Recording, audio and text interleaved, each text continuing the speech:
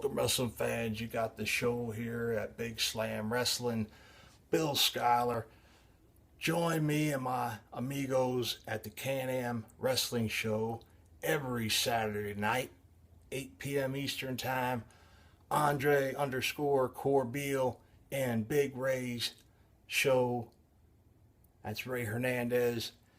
And we put forth some excellent wrestling previews, reviews, interviews, predictions, discussions, great guests from the sport of professional wrestling, and it's a show that you don't want to miss. If you've never had a chance to get it, watch it. It's a positive show. We don't spew forth hatred and disdain for other promotions. We look at and review everything in the sport and talk about everything and what is good, what is great, what might need to be tweaked, and what can be done to make everything perfect for us wrestling fans, because that's what we are. We're wrestling fans. We don't do this for money.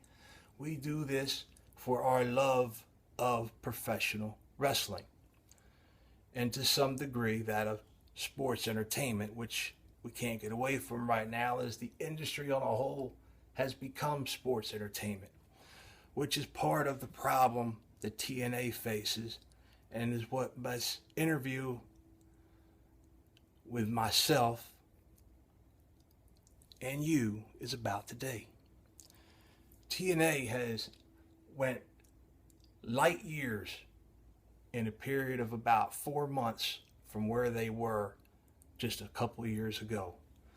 TNA wrestling had become WWE light, and at times was almost unwatchable in certain aspects because they just were so involved in becoming a sports entertainment network and not being a pro wrestling company.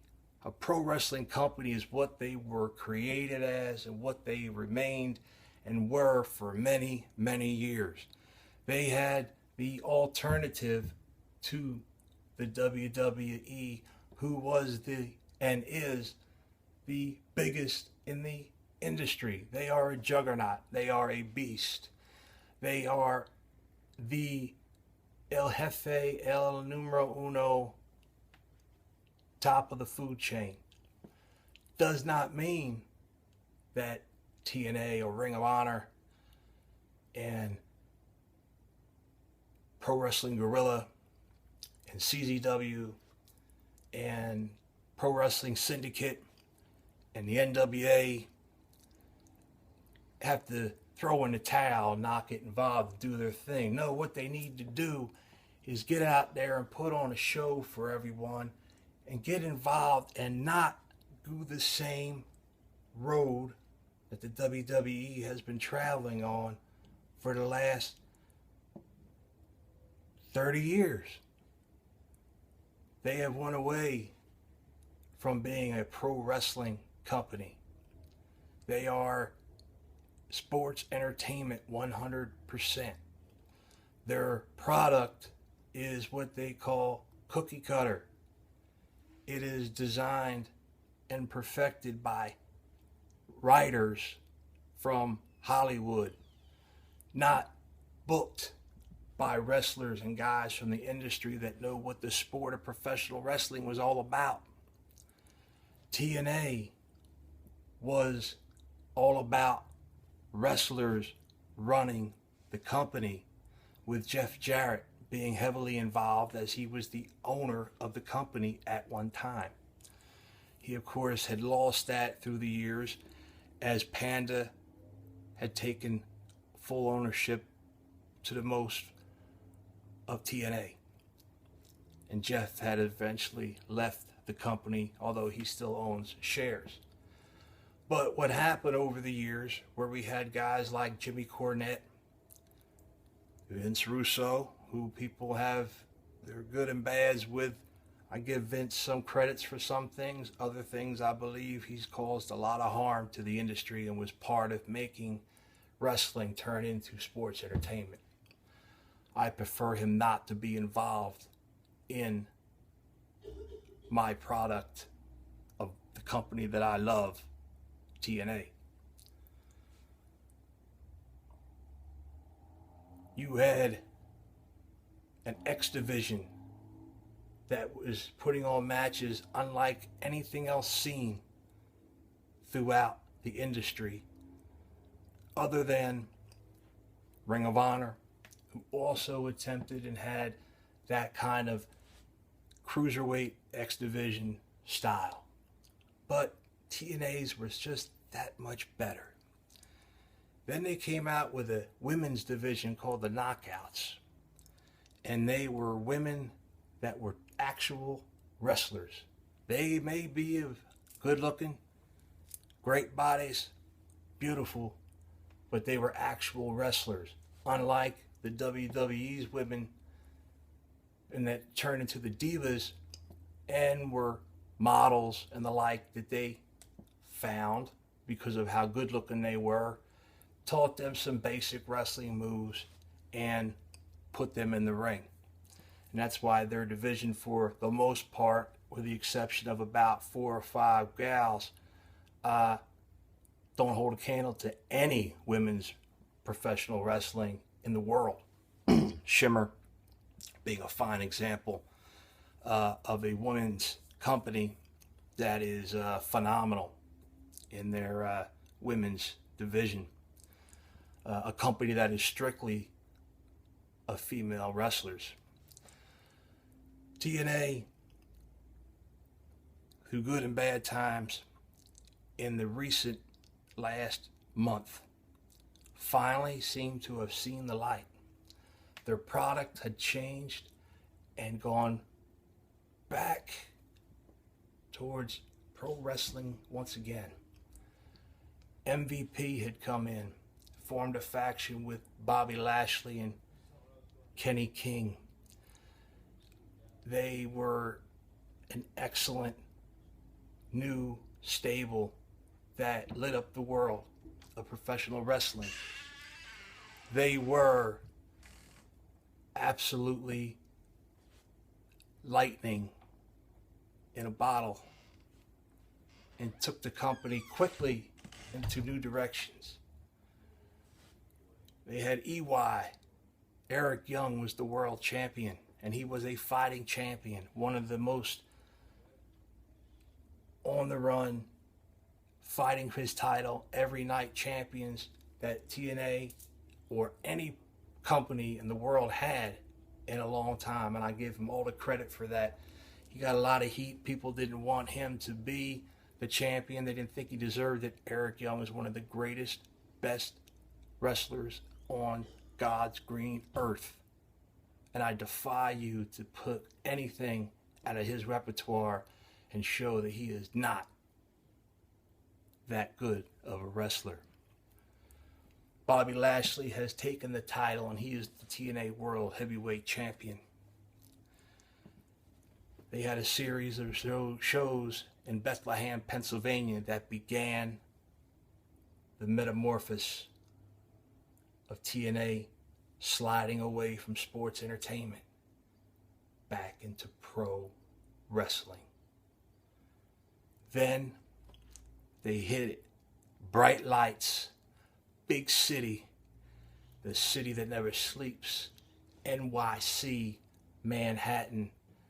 TNA had arrived at the backyard of Ring of Honor and the World Wrestling Entertainment universe. This was the first time TNA had been in New York City, and they came loaded for bear.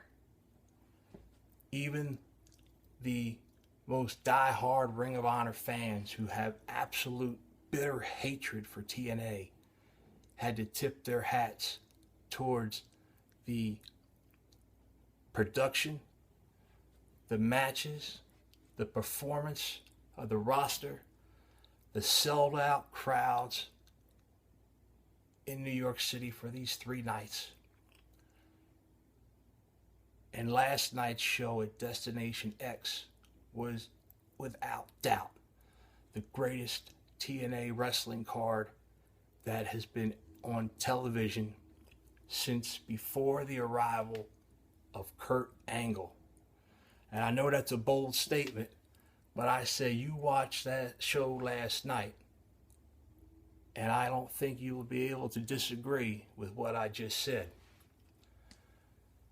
They were telling stories. There was ring psychology. There was massive, great ring action. Promos were made that were there to enhance feuds and storylines, not promos for promos' sake. It was, I would say, 99.9% perfection for a pro wrestling card in 2014. It leaves me waiting anxiously for next week's show in New York, which will be the last of this first series, which did so well that they're coming back this week for 3 more nights, which of course they also will be taped episodes. So for the next 4 weeks, we are going to have TNA wrestling in New York City with these rabid New York City wrestling fans. And the company is on fire. Everyone is doing the best they can do, from the guys setting the ring up, to the lighting crews, to the wrestlers, to the announcers. Everybody is on the money. TNA is there. It's right. The ring is right there.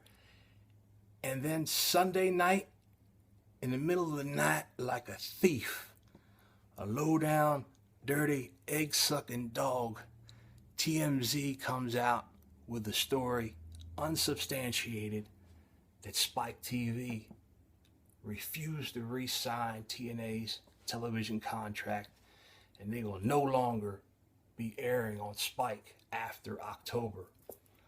This has not been confirmed by anyone from Spike nor from Impact Wrestling. It has been backed up by Dave Meltzer, Jim Ross, and several others in the industry that indeed it has not been signed yet. But I would say not to throw dirt on the coffin, that TNA has been doomed from day one by haters out there who didn't want them to succeed.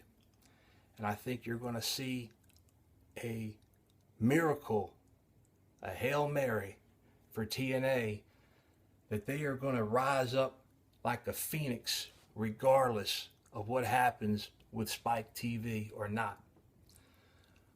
What I feel, and I've reached out, not that I have any power in doing that, I'm just a fan, but I talk to celebrities in the wrestling industry. They answer back at times. Sometimes they don't. And I think there's one name that, if this one name was signed to be part of TNA wrestling, that he would be the head booker, the runner of the show, without question. Numero uno, head honcho. That would be one Jim Ross. That's right. Good old, by God, JR is what TNA needs to run that company and make it a pro wrestling dynamo. Along with Jim Ross, I feel that 2 other men could help them. And all these men do not need to go on the road, because the company does not need to go on the road. The other 2 men would be one Mick Foley and the other one James E. Cornette. Those 3 men bringing in the men that they need and the women to help them run the organization and turn this company around completely into what it would be the ultimate alternative to sports entertainment is the key, and is worth every dime that they would pay. Those names alone, I guarantee Spike TV would sign that very day. You may have 5 other companies come out and say, We want you instead. Could be. Jim Ross, especially now that he has completely severed all ties with the WWE and is no longer affiliated with them, is retired and does not want to go on the road. And Jim, you don't have to. As the head honcho, you could run that show from back there or at home. You are a genius and the greatest sports mind in the business. The only other man I would add to this formula, unfortunately, is engaged with the WWE, and that's one Paul Heyman. But I believe you three can change that company of TNA into the greatest sports pro wrestling organization since the NWA. I wish you all would consider that. I wish the fans and people who are seeing this video would reach out to these three gentlemen and urge them to contact Panda and TNA to get that job, those levels of power for Impact Wrestling, and change the industry once again by taking it back in the day, but bringing it forward with a new outlook of 2014 and beyond, with actual real old school pro wrestling. No sports entertainment, no silly soap opera promos and gimmicks, nothing but hardcore wrestling from bell to bell, from post to post, wrestling from the beginning to the end, leaving everyone rabidly waiting for that next show. They need to put their show back in a new impact zone far away from Florida, in another state, and do their TV shows from there for their cards every week. Going on the road right now is not cost efficient. It's pouring money right out the window for no sense. The only time they need to go on the road is when they produce their free pay-per-views, which need to be done at a different city that's hot for TNA, in a building that they can instantly sell out and have it look good with a hot crowd, and you put that goddamn show on Sunday nights, not on the same night as Impact. It's got to be something special. Put it on a Sunday night. I would like to see you put it on up against pay-per-views by other companies like Ring of Honor, Dragon Gate, Evolve. As you continue to grow, then I would like to see you put these free shows up against certain WWE smaller pay-per-views that they put on, and see how that works, giving people that alternative.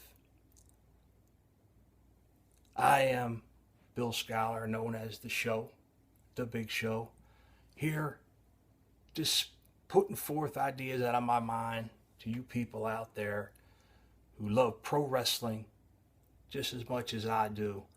And again, I urge you, get on your social media, your Twitter, your Facebook, reach out to Jim Ross, to Mick Foley,